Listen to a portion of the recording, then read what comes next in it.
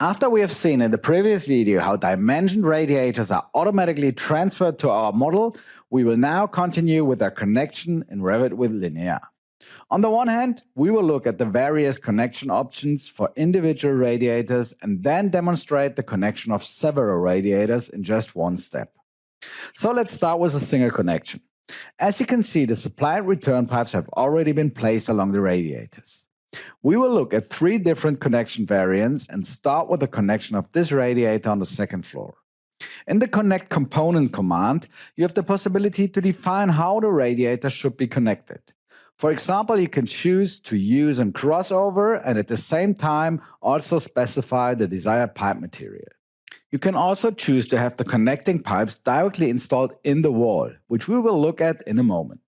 The type of pipe offset, for example, whether the pipe is to be bypassed above or below, is specified here via this checkbox, and you can also directly integrate bends at the last components in order to directly exclude open ends when connecting several radiators. We will look at this in detail also later on.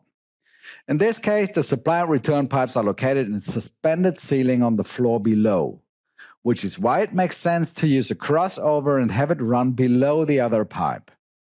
We start the command and are now asked to select the components and pipes to be connected. Using the selection frame, I select the radiator and the supply and return pipe, confirm with Enter, and the connection is executed. If we zoom in once, you can see that the radiator was connected properly and the return pipes passes underneath the supply pipe as desired. The second variant is the connection out of the floor, where we want to realize the bypass of the return pipe above the supply pipe. So we remove the check mark at detour below and already recognize the effect in the preview. Start the command again, select components and pipes and confirm with Enter. Again, the connection works smoothly and we get the desired result. On the ground floor, we now take a look at the in-wall connection. So I activate the option in-wall and set the insertion depth to 100 millimeters. Now execute the command again and the radiator is connected. If I now display the architecture in a non-transparent way, you can see very clearly that the pipes have been installed accordingly into the wall. Finally, we want to connect all remaining radiators at once. We leave the connection options as they were last time, but we also specify that we want to use bends on the last components. Now I select all pipes and radiators and start the command. Of course, you can also do this only for a selection, for example if you want to connect all radiators on the second floor, again with the detour below.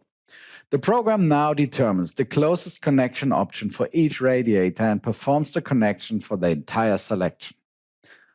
All radiators are now connected, and at the last radiators, the pipes were adjusted to the appropriate lengths and connected by using bends. In this way, we've connected all radiators to our pipe network with just one click and can then continue with the pipe network calculation. That's workflow instead of workaround.